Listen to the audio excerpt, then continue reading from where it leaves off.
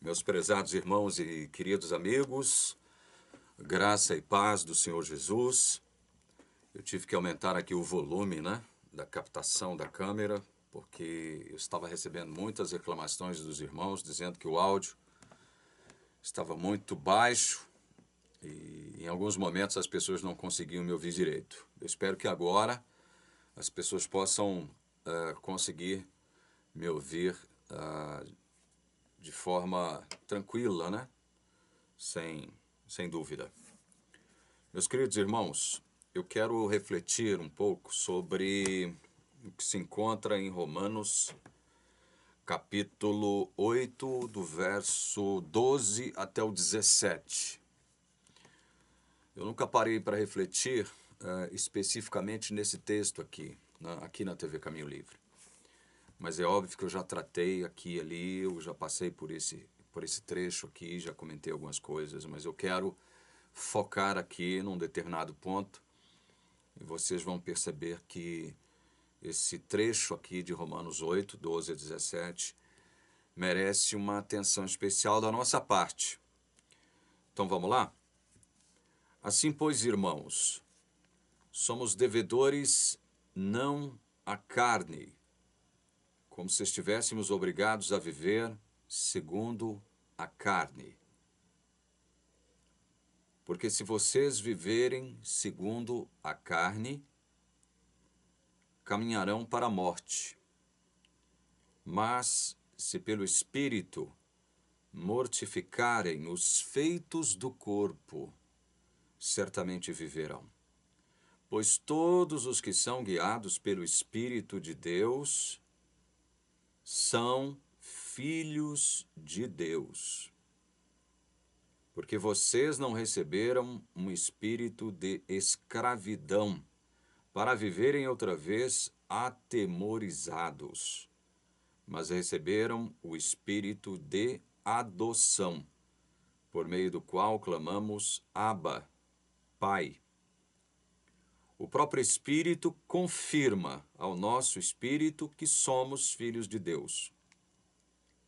E, se somos filhos, somos também herdeiros, herdeiros de Deus e co-herdeiros com Cristo, se com Ele sofremos, para que também com Ele sejamos glorificados. É óbvio que esse trecho ele está inserido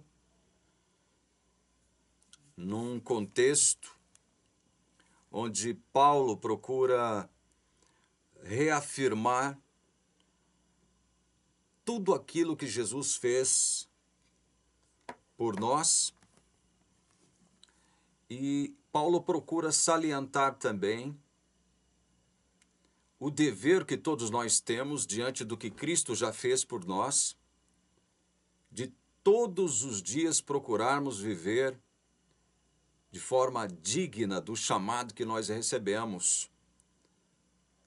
E quando nós procuramos fazer isso, nós encaramos uma realidade dura à nossa frente, porque há um conflito dentro de nós que já fomos alcançados pela graça de Cristo, que somos agora objetos da atuação do Espírito Santo.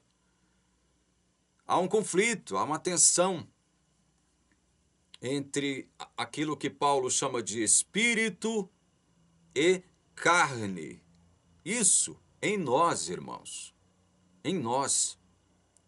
Nós que fomos objetos da graça de Deus através da manifestação do Espírito, somos agora espírito. Porque como Jesus disse lá na conversa que ele teve com Nicodemos, o que é carne, o que é nascido da carne é carne, o que é nascido do Espírito é Espírito. Nós somos nascidos do Espírito, nós somos Espírito.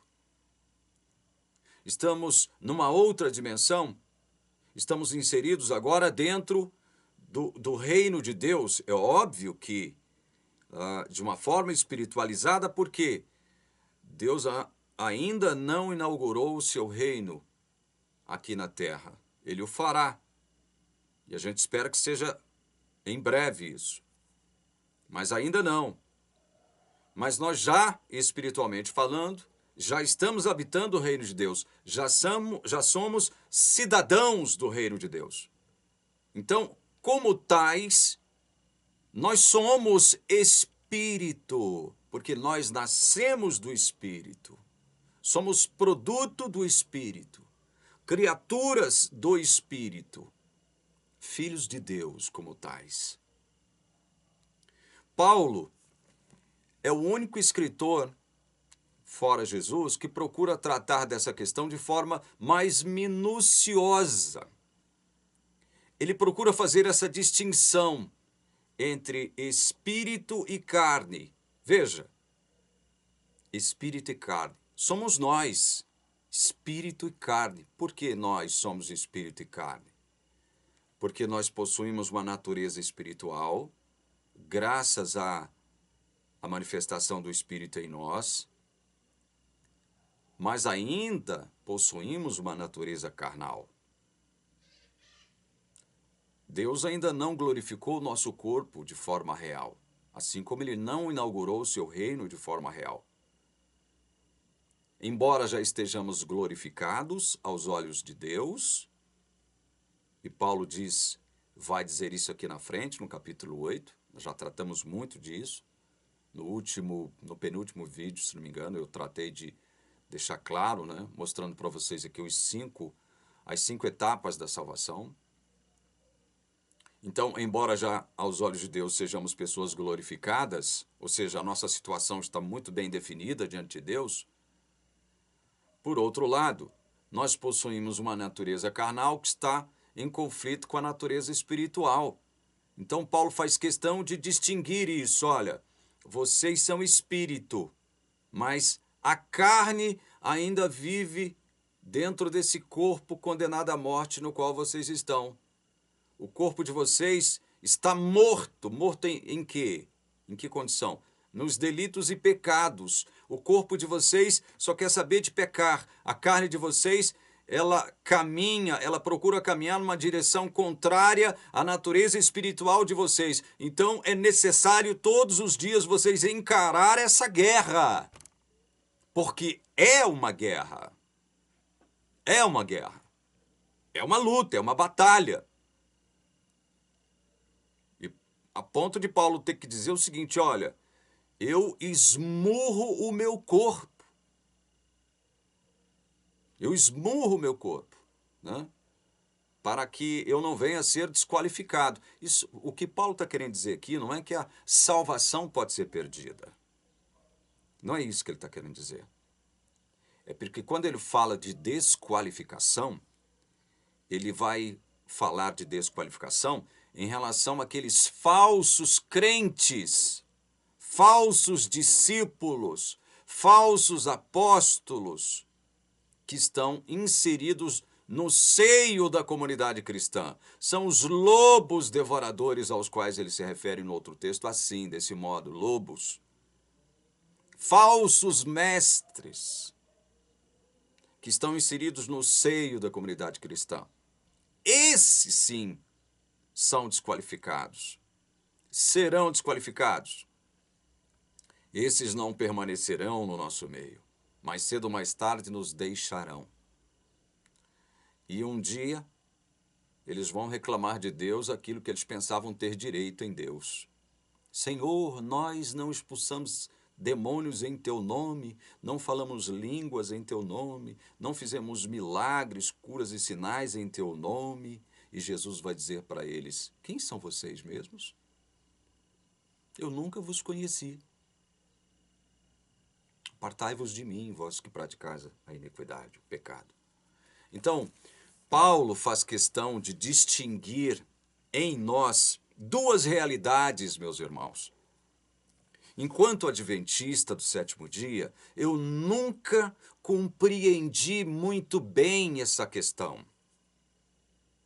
Porque a igreja, a teologia adventista, ela fala sobre isso? Fala. Ela afirma que há uma natureza espiritual em nós que pertencemos a Cristo e a natureza carnal? Afirma. Só que os desdobramentos destes 2 fatos assumidos pela palavra de Deus, especialmente por Paulo aqui em Romanos, os desdobramentos não são feitos de acordo com a palavra de Deus pela teologia adventista. E aí complica. Por que complica? Porque a teologia adventista vai dizer o seguinte, olha, nós possuímos uma natureza espiritual, mas também possuímos uma natureza carnal. E essa natureza carnal, ela pode influenciar de tal modo na nossa natureza espiritual que lá na frente nós podemos perder a nossa salvação. Esse é o problema. O problema da teologia adventista não é afirmar de conformidade com a Bíblia, corretamente, que nós possuímos uma natureza espiritual e possuímos uma natureza carnal. Esse não é o problema. O problema são as deduções, são as conclusões, são as repercussões, são os desdobramentos, são as interpretações que a teologia adventista vai dar acerca desta realidade. Que realidade? Esta realidade dupla. Somos espirituais porque possuímos uma natureza espiritual, ao mesmo tempo em que somos carnais porque ainda possuímos uma natureza carnal dentro de nós. O problema é que tipo de interpretação eles vão fazer diante desse fato, assumido pela Bíblia. O problema reside aí. E é aí é que, como diz aqui em Goiás, a vaca torce o rabo. Por quê? Porque essas conclusões, essas deduções vão fazer da nossa vida, vão tornar a nossa vida cristã uma vida cristã miserável, de desconfiança, de medo, de insegurança, falta de certeza e falta de convicção em relação àquilo que Deus já fez soberana e integralmente por nós. Você vai viver uma vida cristã miserável, tendo que interpretar um papelzinho miserável diante dos outros. No meio dos irmãos, convivendo ali no território do templo, da igreja, você vai interpretar um papel de que você é santinho, de que você anda de conformidade com a lei, de que você obedece às normas, às ordenanças da igreja, de que você é leal, você está sempre, 24 horas por dia, comprometido com aquilo que a igreja impõe sobre você, como dever, como obrigação, mas fora do território, fora dos muros da igreja, você sabe que a sua vidinha cristã é miserável, minha irmã adventista, ou meu irmão adventista. Você sabe muito bem disso. Não estou falando em tom de sarcasmo para você. Estou simplesmente retratando uma realidade. Existem as exceções? É claro que existem as exceções, mas essas exceções, olha, elas são isso aqui, ó. Isso aqui. Mas no geral, é isso que acontece. Mas vamos tentar elucidar um pouco daquilo que o texto de Paulo está, esse trecho que nós lemos, ele está tentando nos passar. Então, Paulo, então, é aquele que faz distinção, uma distinção que deve ser feita em relação a nós, filhos de Deus, cristãos. Já fomos alcançados pela graça de Deus. Já fomos alcançados pelo seu evangelho. Então, vamos lá. Eu sou espírito. A minha natureza espiritual me diz agora que eu sou espírito. Eu nasci do espírito. Essa natureza espiritual só existe por conta da ação do Espírito Santo em nós. Não fosse a ação do Espírito Santo em nós, eu seria 100% carne. E Jesus diz, o que é nascido da carne é carne. Ou seja, não há outra forma de você considerar isso. A carne vai ser sempre carne. Vai nascer carne e vai morrer carne. Mas, graças a Deus, porque o Espírito atuou em nós, nós agora somos espírito. Possuímos uma natureza carnal, está viva aqui dentro de nós, mas nós somos espírito. A carne não domina mais. Ela, às vezes, ela vence, às vezes ela predomina. E ela produz, quando ela faz isso, quando ela vence, ela predomina, ela produz o quê? Atos pecaminosos da nossa parte. Mas o que Paulo vai dizer em relação a isso? Paulo vai deixar bem claro em relação a isso aqui no capítulo 7, e ele fala isso 2 vezes, como que querendo confirmar aquilo que ele falou, o que se encontra nos versos 16 a 20. Daqui a pouco a gente volta para o nosso texto que nós lemos lá, tá? Nós precisávamos fazer essa introdução aqui para que você entenda onde eu quero chegar. Paulo diz aqui em Romanos 7, 16 a 20. Ora, lembre-se de uma coisa. Paulo está falando aqui em Romanos enquanto homem de Deus que ele era. Ora, se faço o que não quero, concordo com a lei, que é boa. Mas espera lá.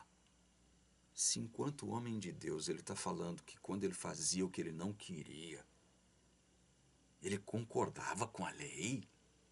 Paulo não estava bêbado não quando falou isso aqui? Paulo não estava fora de si quando ele falou isso aqui? Se faço o que não quero, concordo com a lei que é boa? Ele estava falando enquanto homem de Deus. O que enquanto homem de Deus, você faz o que você não quer? É o pecado. É uma coisa ruim. É algo ruim que você faz quando você, homem de Deus, faz o que você não queria enquanto homem de Deus. O que o homem de Deus não quer? O verdadeiro homem de Deus não quer? É pecar, fazer o que é errado, fazer o que é contra os mandamentos de Deus. Ele não quer, enquanto homem de Deus, fazer isso. E Paulo diz aqui, olha, se faço o que não quero, concordo com a lei. Mas como entender isso aqui? Parece uma contradição crassa de Paulo, absurda. Não é isso, meus irmãos. Para nós entendermos isso aqui, nós temos que entender o que Paulo diz aqui antes. O que ele diz antes acerca da lei. Olha aqui, versos 10 a 12 de Romanos 7. Verifiquei que o mandamento que me havia sido dado para a vida, isso aqui é uma opinião dele, enquanto ele era judeu. Ele era fariseu. Eu digo que ele era judeu, ele não deixou de ser judeu. Estou falando assim, enquanto ele, naquela condição de não convertido, né? Não estou dizendo que ele deixou de ser judeu, não é isso, pelo amor de Deus. Verifiquei que o mandamento que me havia sido dado para a vida, porque esse era o entendimento esse é o entendimento dos judeus, né? O mandamento nos foi dado por Deus para a vida, para que através da guarda dele você possua vida, ganhe vida, né? Mereça a vida. Esse se tornou um mandamento para a morte. Ele está falando como cristão agora, como convertido. Aquele mandamento que ele pensava que foi dado por Deus para que, através da sua obediência a ele ganhasse vida, agora ele percebe que se tornou um mandamento de quê?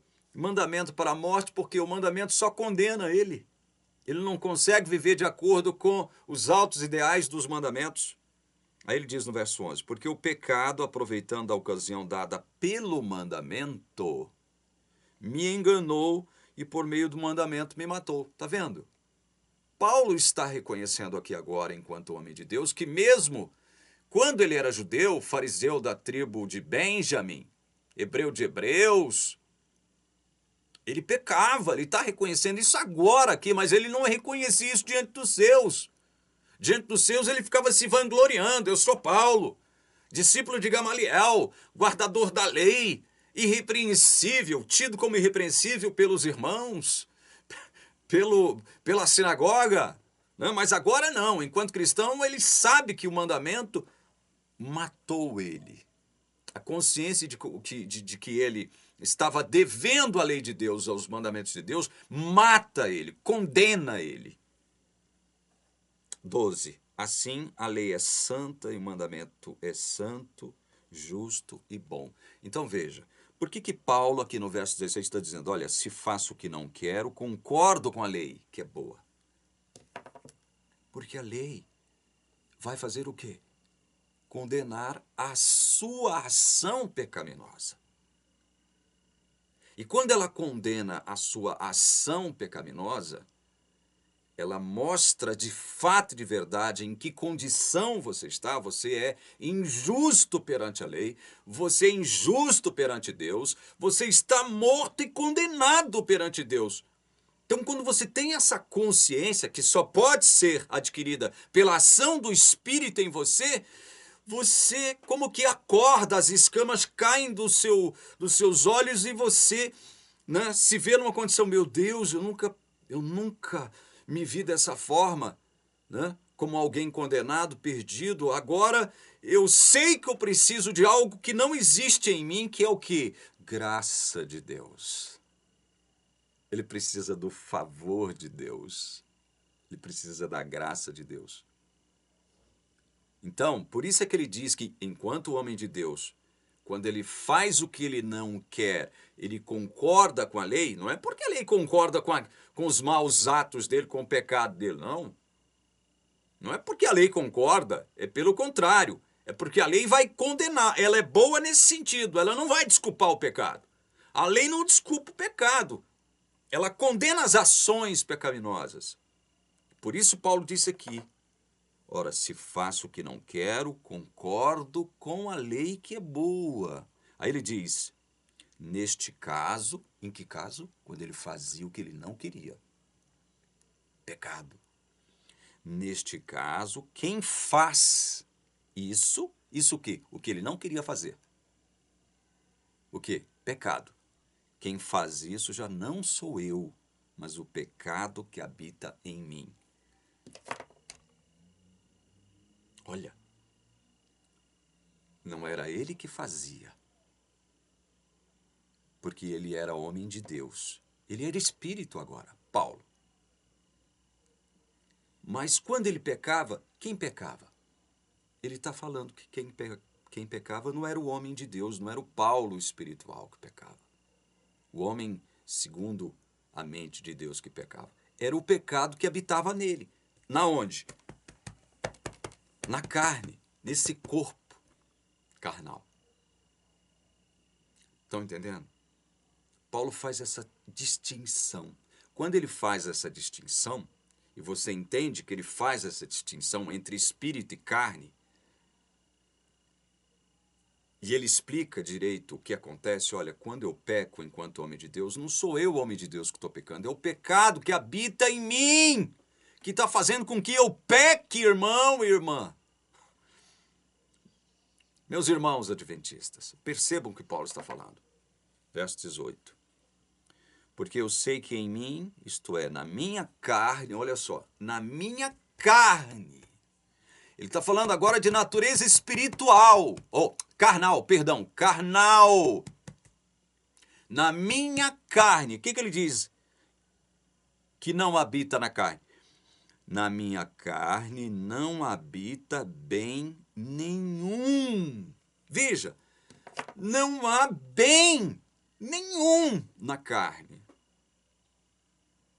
Não há bem na carne. Ou seja, só há o mal na carne. A carne só deseja o mal, só pecar contra Deus. Pois o querer o bem está em mim. Que mim é esse que quer o bem? Homem de Deus, natureza espiritual. O Paulo espiritual.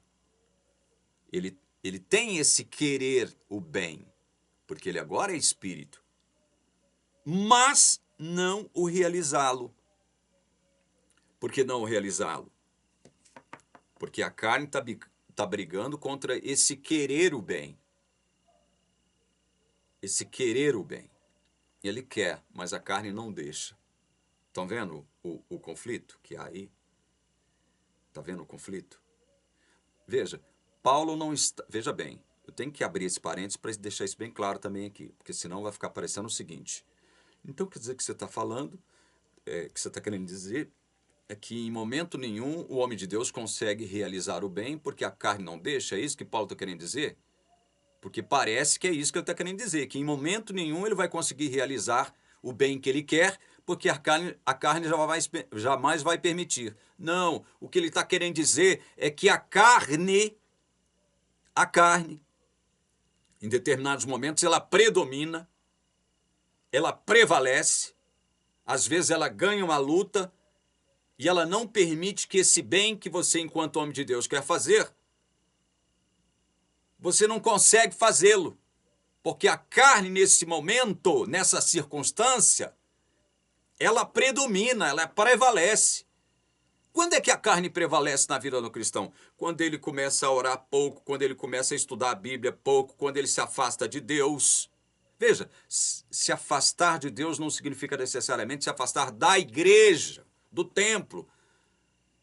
Se afastar do templo também pode gerar isso? Pode, mas não significa só isso, porque a igreja, para manter todos reféns, a primeira causa do enfraquecimento espiritual que ela atribui, ela vai dizer que é uma das causas maiores do enfraquecimento espiritual, é você deixar de frequentar os cultos da igreja.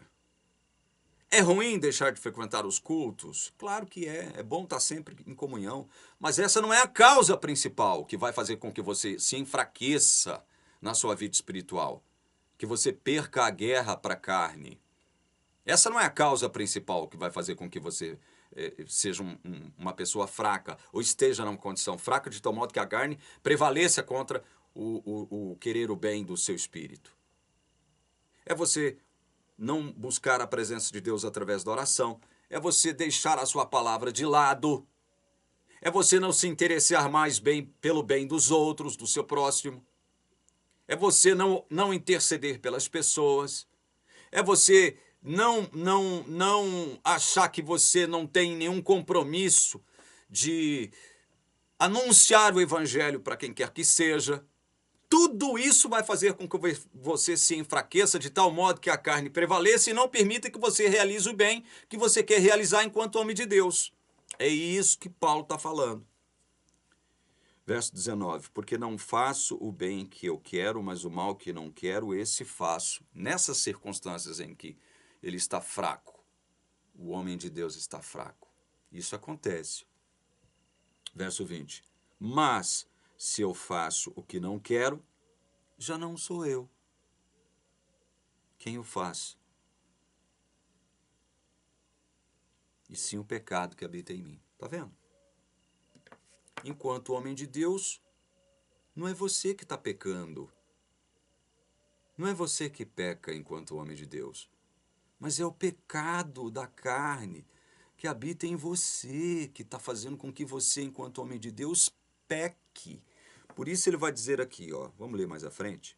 Assim, contra esta lei, quando quero fazer o bem, o mal reside em mim. O mal reside em você, ele mora, ele habita em você.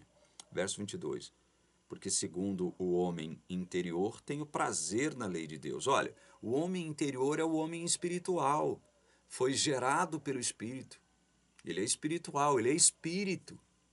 E enquanto espírito, ele tem prazer o quê? Ele encontra alegria, ele encontra prazer em obedecer os princípios do reino de Deus expressos nos mandamentos de Deus. Ele quer fazer a vontade de Deus. O homem interior sente prazer nisso, ele sente alegria nisso.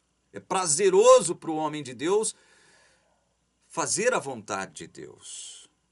Verso 23, mas vejo nos meus membros, olha, membros, agora, vejo nos meus membros, não aqui na mente, mas ele vê nos membros. Outra lei que guerreando contra a lei da minha mente, perceba, mente, membros, mente, corpo, espírito, carne. Guerreando contra a lei da minha mente, me faz prisioneiro da lei do pecado que está nos meus membros. Tá vendo? A lei do pecado está nos meus membros, nesse corpo aqui. Por isso ele vai dizer no verso 24, miserável homem que sou, quem me livrará do corpo desta morte? Do corpo desta morte. Quem me livrará desse corpo? Bom, então vocês estão percebendo? Para vocês entenderem o trecho que eu me propus refletir com vocês, era necessário vocês entenderem isso que eu estou falando. Paulo faz distinção entre espírito e carne. Somos nós. Eu sou espírito, infelizmente ainda sou carne. Você é espírito, infelizmente você ainda é carne. Eu estou falando na pressuposição de que quem está me assistindo agora seja uma pessoa convertida. Se você ainda não pertence a Cristo, está me assistindo agora, você não é uma pessoa convertida, você só é carne. Então, falando na pressuposição de que quem está me assistindo é uma pessoa convertida, você é espírito, mas infelizmente também você é carne. Entendido isso, nós temos condições de avaliar o que Paulo quer dizer aqui nesse trecho de Romanos 8, de 12 a 17. Somos devedores não à carne, é o que ele diz aqui no verso 12, como se estivéssemos obrigados a viver segundo a carne. Nós não somos mais obrigados a viver segundo a carne. O Espírito nos libertou dessa obrigação que a carne nos impunha. Não somos mais obrigados.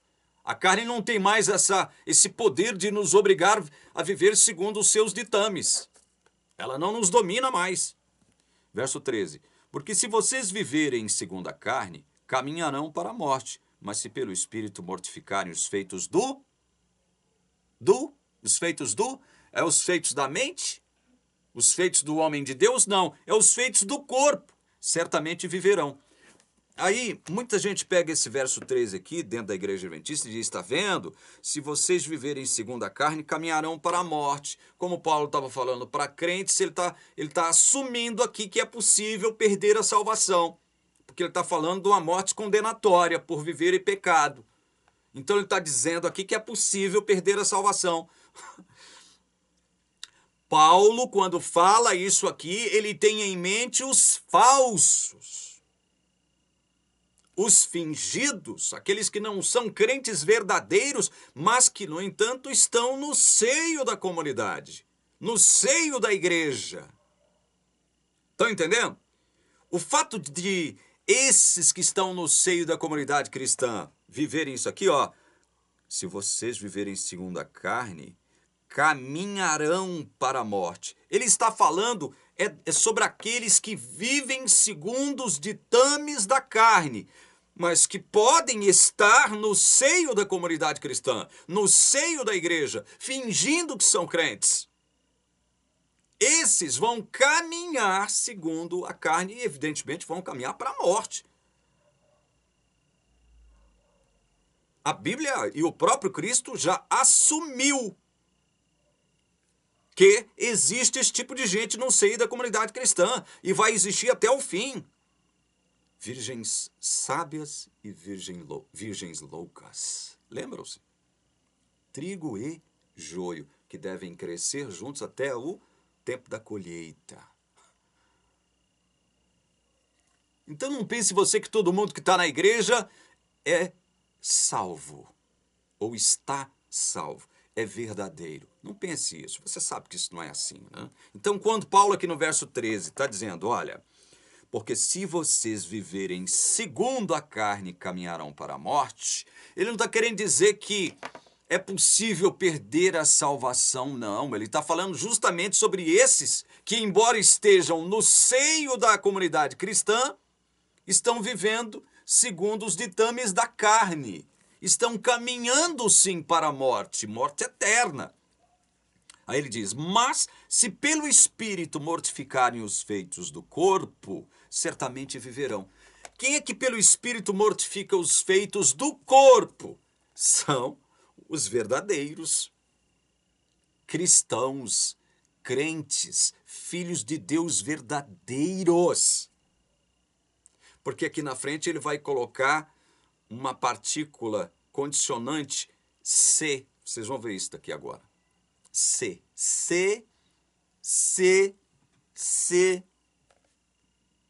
Então, Paulo, ele não quer afirmar que todos que estão no seio da igreja lá em Roma são crentes verdadeiros. Ele está colocando a coisa na condicional, na condicionante. Se vocês agirem assim, se vocês se comportarem assim... Estão entendendo? É isso que Paulo está deixando bem claro aqui. Feitos do corpo. Os feitos do corpo são sempre ruins, porque o corpo só quer pecar. Esse corpo aqui, ó. Esse corpo aqui só quer saber de pecar. Só pende para o pecado. Verso 14. Pois todos os que são guiados pelo Espírito de Deus são filhos de Deus. Todos que são guiados pelo Espírito de Deus são filhos de Deus. Gente, lembram-se de Jesus quando, conversando com Nicodemos, disse, olha, o que é nascido da carne é carne. O que é nascido do Espírito é Espírito. Não há como alterar esse quadro. O que é nascido da carne é carne. A carne por si mesma não tem o poder de alterar a sua natureza e se transformar por si mesma em espírito. Daí a necessidade do espírito produzir espírito. Por isso que Paulo diz aqui, ó. Pois todos os que são guiados pelo Espírito de Deus, eles são guiados pelo Espírito de Deus por quê mesmo? Em que condição eles se encontram agora? São filhos de Deus. Deus é o nosso Pai. Por que Ele é o nosso Pai? Porque nós nascemos dele. Nascemos enquanto carne aqui, como vontade do nosso pai e da nossa mãe, né? E agora nós somos nascidos de Deus, que através do Espírito Santo produziu em nós essa nova natureza espiritual. Nós somos novas criaturas agora. Somos filhos de Deus. E esses que são filhos de Deus são guiados pelo Espírito de Deus. Filhos. Não bastardos, filhos. Verso 15.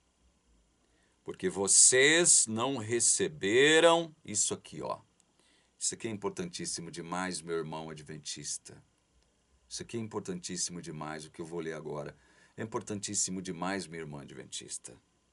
Porque vocês não receberam um espírito de escravidão para viverem outra vez atemorizados. Para aqui um pouquinho. Tenha paciência, tá? Esse vídeo tá longo, fica longo, mas é de suma importância para você entender, meu irmão, o que Deus está querendo dizer para você aqui agora através da sua palavra. E está se utilizando desse instrumento pobre aqui. Desse instrumento ridiculamente pequeno. Pare e pense o que Deus está querendo mostrar para você através da sua palavra, meu irmão. Eu imploro a você, estou implorando a você, humildemente. Ouça o que a palavra está dizendo aqui. Eu vou repetir de novo. Olha aqui, verso 15. Porque vocês não receberam um espírito de escravidão para viverem outra vez atemorizados. O que significa isso? Deus não quer, meu irmão, que você viva em dúvida. Deus não quer, meu irmão, que você viva desconfiado, inclusive dele mesmo. Daquilo que Deus fez por você de fato e de verdade, concretamente, realmente. Deus não quer que você viva com medo. Mas medo de quê, irmão? Medo de não estar salvo. Medo de não ser amado verdadeiramente por Deus, porque você ainda peca. Medo da ira de Deus sobre você, porque você cai, irmão. Você cai, irmã. Você ainda não vive de conformidade com os altos ideais que Deus projetou sobre todos nós. Irmão, irmã, é por isso. Você tem consciência de que você é fraco, irmão. Você tem consciência de que você é fraca, irmã. Você tem consciência de que quando você está na igreja, ali no meio dos irmãos, num culto de sábado, onde está todo mundo bonitinho, você tem que fingir que você consegue fazer tudo que a igreja projeta sobre você, meu irmão. Você tem que fingir, porque se você não fingir que você está de bem com Deus, de que você guarda o sábado direitinho, de que você não come carne de porco de jeito nenhum, de que você não bebe bebida alcoólica de jeito nenhum, que você esconde certas coisas, você tem que fingir que você não faz nada disso, porque senão a igreja começa a te olhar assim, ó. Você tem que fingir. Você tem que fingir que você é santo, irmão. De verdade. Você tem que fingir que você é santa, irmã. De verdade. Você está entendendo? Ou você acha que estou exagerando aqui agora? Você acha que eu estou exagerando? Você acha que o que eu estou falando não condiz com a realidade dentro da igreja adventista? Hã? Você acha que eu estou forçando a barra aqui? Ou você acha que eu não tive que fazer isso durante os meus 26 anos enquanto eu estive lá dentro? Nos últimos anos, veja bem, nos últimos anos, a partir do instante em que eu comecei a conhecer o evangelho da graça mesmo de fato, de verdade, não porque eu estava lá dentro da igreja, não porque a igreja me pregou, mas porque eu fui atrás dos livros, eu fui atrás de estudos, eu fui atrás de estudar, de escrafunchar a Bíblia, de me aprofundar na palavra para entender de fato e de verdade o que é evangelho. Então, quando eu comecei a entender o que era evangelho, o que era graça mesmo, estando ainda dentro da igreja adventista, aí sim é que eu comecei a não dar bola mais para esse tipo de coisa, as aparências. Por isso é que muita gente me marcou. Olha, o PC dá mau testemunho. O PC é isso, o PC é aquilo, ele é radialista, trabalha com música, né? Vive num meio ruim, né? O PC ainda toma Coca-Cola. Um dia eu estava dentro da rádio, trabalhando no meu horário, né, na rádio, dentro do estúdio. Aí chega o pastor da igreja. Eu ainda frequentava a igreja central de Anápolis. Ele chega no estúdio. Queria falar comigo, eu não me lembro mais qual era o assunto. E aí, isso era um domingo, gente. Num domingo. Eu estava trabalhando num domingo, porque eu não trabalhava sábado. Aí, num domingo, chega o pastor, né? Queria falar alguma coisa comigo. E aí passa o guarda, que lá no domingo só ficava nós, locutores, era rádio, AM, FM, tinha muita gente, né? No estúdio do FM, só eu, na AM tinha um monte de gente lá, e ficava o guarda lá. Mas o guarda é o guarda que fazia o café. Era ele que fazia o café do domingo. E eu tomava o café. Sempre tomei café escondido da igreja. Aí passa o guarda, uma xicrinha de café quente na mão, abre o estúdio e entra e tá aqui no cafezinho aqui. PC, acabei de fazer agora, tá aqui, ó, quentinho. E o pastor da igreja atrás de mim. Aí eu falei, pronto, tô ferrado. Tô ferrado. Aí eu falei, pastor, eu não tinha como, né, irmãos? Eu falei, pastor, eu não vou te oferecer porque eu sei que você não vai tomar. Mas eu vou tomar. Aí, pastor, como ele era assim, simpático a mim, né? Eu considerava ele como amigo. Gostava de mim, eu gostava dele também. Ele, ele falou assim para mim, PC, para com isso, PC. Eu lembro até hoje. Para com isso, PC. Para de tomar café. Para de tomar café, PC. Ai, eu já não estava nem aí para isso, esse tipo de coisa, irmãos. Então, assim, enquanto você não conhece o evangelho verdadeiro, de que forma que você vive? Você vive atemorizado. Atemorizado. Você vive cheio de dúvidas, de incertezas. Você tem medo de Deus, você tem medo da ira de Deus. Por que mesmo? Por que você tem medo, irmão?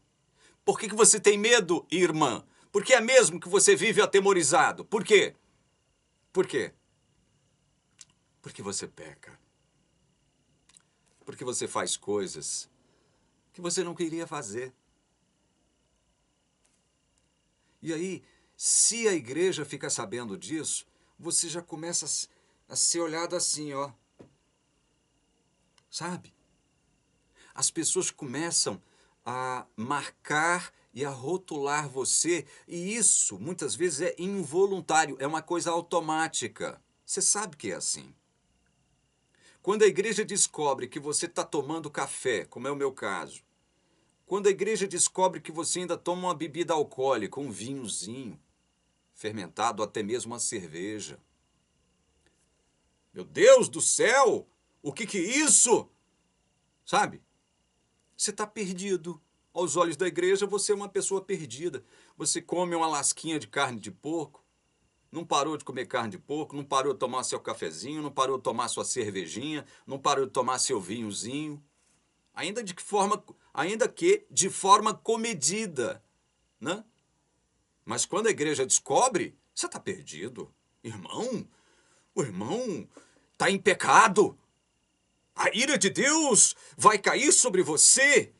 Deus não vai olhar com bons olhos você, irmão, porque você está em pecado, irmão. E outras coisas, eu não estou falando dos pecados graves, né? Dos adultérios, de irmão cobiçando a irmãzinha dentro da igreja, não é mesmo? Não é isso? Da irmã cobiçando o irmão dentro da igreja. Eu não estou falando disso, que são os pecados mais graves, né? Então, eu estou falando de coisas mais amenas. Mesmo assim, meu irmão, mesmo assim, você vive uma vida miserável porque você vive sob o signo do medo. Do medo, às vezes do terror. Porque quando você peca, o Espírito Santo vai lá, ó, através da lei, e faz o quê? Pá! Condena a sua ação. Não condena você, condena a sua ação. Porque o Espírito Santo sabe que essa ação ruim que você cometeu, quando eu digo ação ruim, é ação ruim de conformidade com a letra da lei e não de conformidade com as normas da igreja. Porque uma coisa são os mandamentos preceptivos de Deus, que expressam uma vontade de Deus. Outra coisa são as normas da igreja, que vão muito além da vontade preceptiva de Deus. A igreja que te enche de imposições. A igreja é que derrama sobre você uma carga de regras e normas e ordenanças insuportável.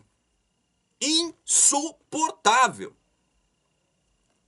Então, você vive sob o signo do temor, do medo, do terror. Você não tem certeza mais da sua salvação. Você vê lá um pastorzinho pregando todo bonitinho, gravatadozinho, falando de santidade, de santificação, de obediência à lei de Deus. Aí você fala, meu Deus, por que eu não consigo ser como ele? Você vê os cantorzinhos adventistas. Não estou falando que todo mundo é igual não, tá? Não estou falando que todo mundo é igual não. Nem os pastores não são todos iguais. Mas se você vê, na maioria das vezes, aqueles cantorezinhos adventistas todos bonitinhos, né, chiques, indo lá para o púlpito da igreja cantar o amor de Deus, o evangelho, Jesus me salvou. Aí você olha para esse ou essa que está cantando lá na frente maravilhosamente bem, porque os adventistas são bons cantores, são bons de música, e são bons mesmos. Aí você fala, meu Deus, por que eu não consigo sentir essa alegria que essa irmã que está cantando sente? Sente mesmo? Por que eu não consigo sentir essa paz, essa harmonia, essa alegria que esse irmão que está cantando está sentindo? Por que comigo não é assim? Será que com ele também não acontece a mesma coisa que acontece com você, irmão ou irmã? Será que não? Igreja, não estou falando como regra geral, igreja é um teatro. Você ouviu o que eu falei? Eu estou falando que a igreja é dispensável, que frequentar a igreja é ruim. É isso que eu estou falando? É isso que vocês vão botar na minha boca? Estou falando isso? Eu estou falando que nessas circunstâncias, em que circunstâncias? Em que sua vida, irmão ou irmã adventista, é miserável, não tem outro modo de você conceber a convivência mútua na igreja a não ser como um teatro. Teatro. Onde você tem obrigatoriamente que interpretar um papel de santo ou de santa. E eu já disse aqui e vou repetir.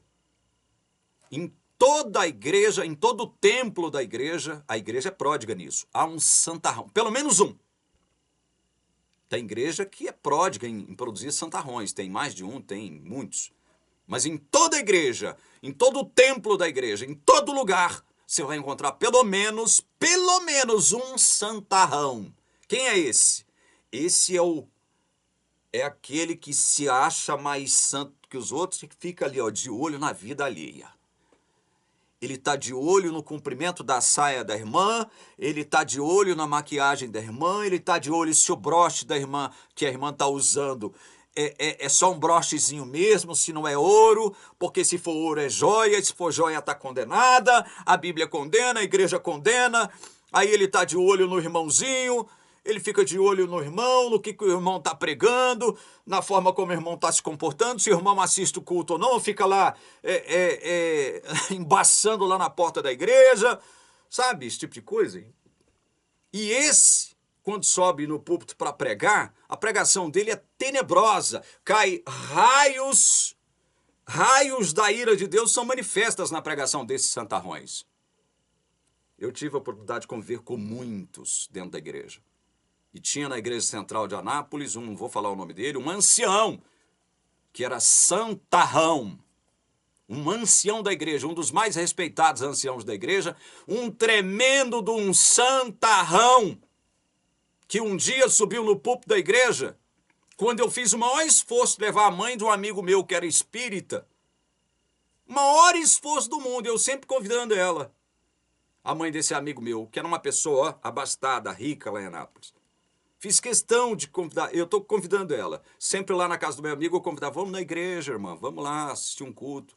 Não custa nada, você não vai perder nada. Uma manhã de sábado, você não faz nada mesmo, fica tranquila. Quando eu convenço a mãe desse meu amigo, que era adventista, aí, num culto da igreja, no sábado, quem vai pregar?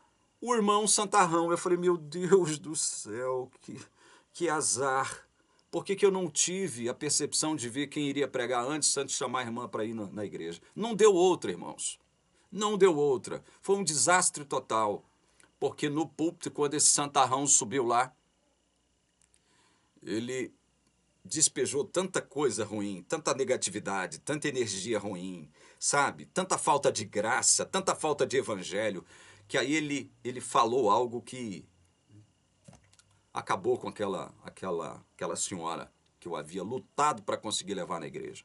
Ele disse assim, evidentemente tentando advertir a membresia da igreja a se comportar melhor, a agir melhor, a ser comprometidos com as normas da igreja. Ele disse assim, o diabo está nesta igreja. Meu Deus do céu. E eu estava sentado do lado dela. Quando ele fala isso, eu estremeci dos pés à cabeça. Eu falei, Jesus, misericórdia, Senhor.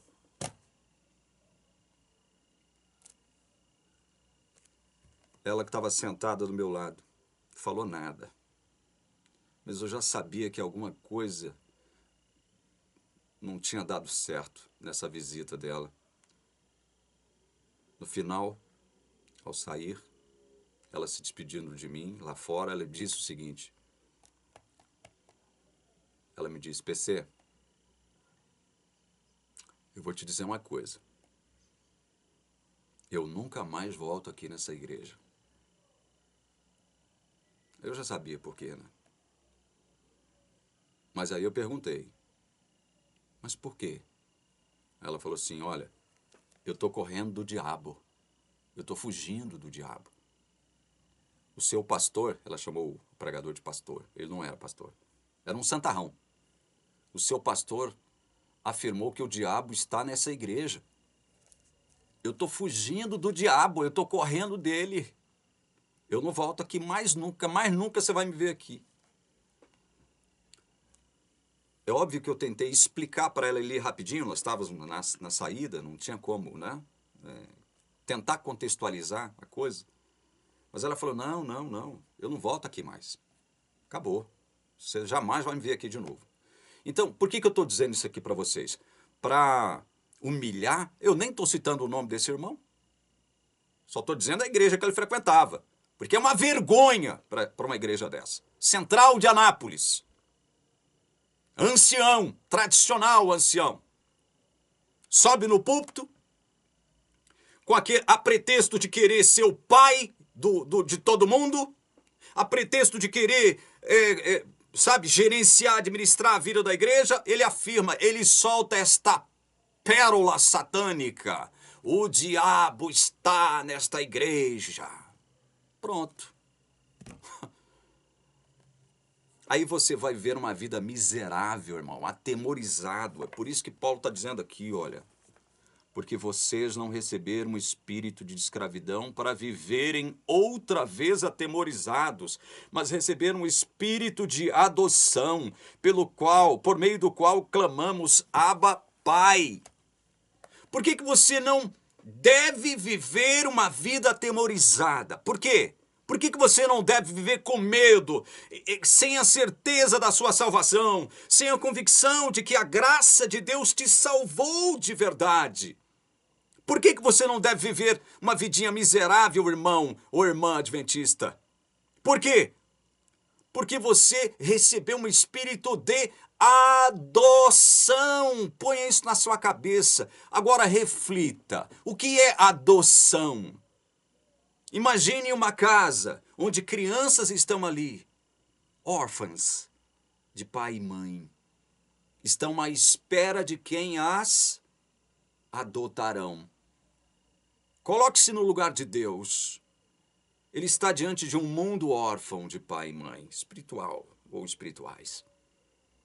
Aí Deus soberanamente chega em você. Você que está me assistindo agora, irmão ou irmã adventista. Você. É você mesmo. Deus chega em você e diz, eu estou adotando você. Vem. Vem para minha casa.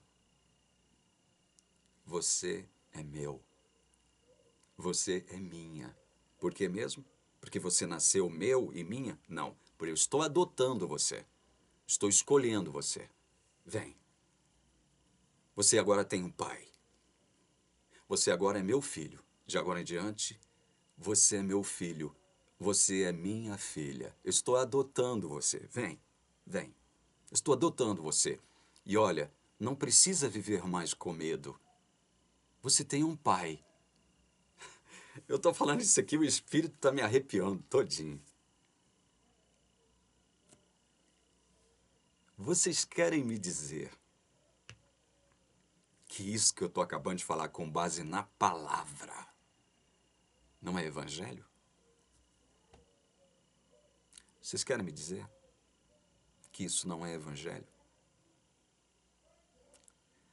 Com base nisto que a palavra está dizendo, será que você não percebe que quem escolheu quem nessa história toda não foi você que escolheu Deus? Você era órfão. Sem pai, sem mãe. Estou falando do ponto de vista espiritual, né? Você sabe. Deus é que chega em você e te adotou. A figura da adoção está aqui, a metáfora da adoção está aqui, para que você analise o que ela significa. Você estava órfão diante de Deus. E Deus chega em você, eu escolhi você. Você é meu.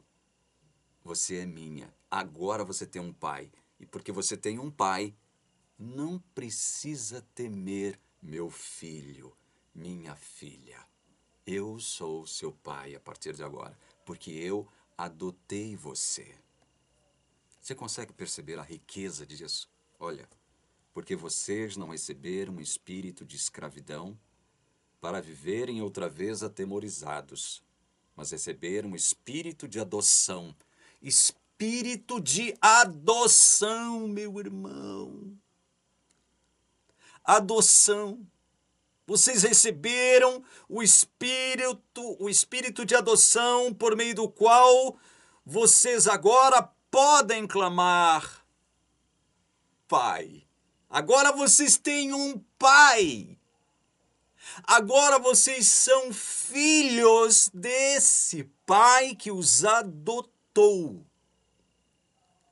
Não foi você que adotou Deus como seu Pai.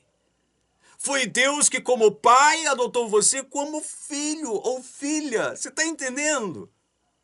Essa é a lógica do Evangelho da Bíblia. Não a lógica do Evangelho adventista, que é um fracasso, que produz vidas miseráveis. Preste atenção nisso, meu irmão, minha irmã. O Evangelho adventista produz vidas miseráveis. Verso 16 diz, o próprio Espírito confirma ao nosso espírito que somos o quê, irmão? Filhos de Deus. Você é filha de Deus. Você é filho de Deus. Não porque você escolheu Deus como seu pai, mas porque Deus escolheu você para ser seu filho, filho dele. Não inverta a situação e creia nisso, porque o Espírito está confirmando com você agora que você é filho de Deus, que você é filha de Deus. Não precisa ficar atemorizado, com medo, incerto, inseguro. Para com isso, expulsa tudo isso em nome de Jesus, porque você é filho de Deus, você é filha de Deus e como tal, o que Paulo diz aqui no verso 17? E se, olha só, porque ele não conhecia todos da igreja de Roma, e se somos filhos, somos também herdeiros, herdeiros de Deus e co-herdeiros com quem? Se você é filho, você é herdeiro de Deus e co-herdeiro juntamente com quem? Juntamente com quem você agora é co-herdeiro? Se você for filho, com Cristo. Se com ele sofremos, para que também com ele sejamos glorificados. Uai, irmão, o senhor já não disse que nós fomos glorificados por Deus? Já fomos. Paulo vai dizer isso aqui no final do capítulo 8.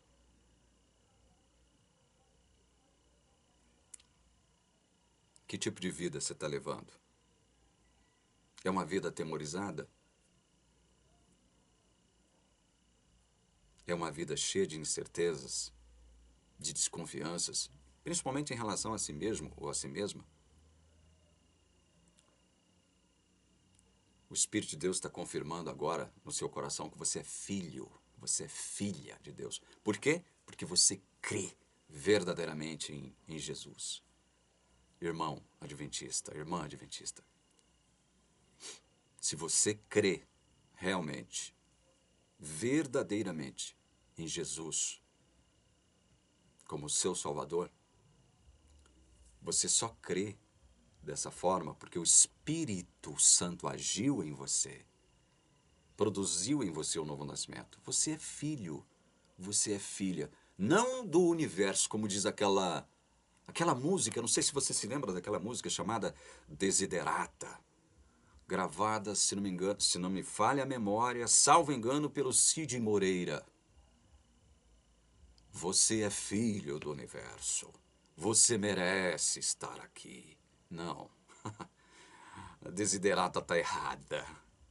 Você não é filho do universo. Você é filho de Deus. Você é filha de Deus. Você merece estar aqui. Você é filho do universo Irmão das estrelas e árvores, você merece estar aqui. Mude a letra dessa música. Você é filho de Jesus Cristo, irmão das estrelas e árvores, você merece estar aqui. Lembra dessa música? Que Deus te abençoe. Que essa mensagem possa ter alcançado seu coração. É a mensagem da palavra de Deus, não é minha. É Deus. Deus te abençoe, meu irmão adventista, minha irmã adventista, em nome de Jesus. Amém.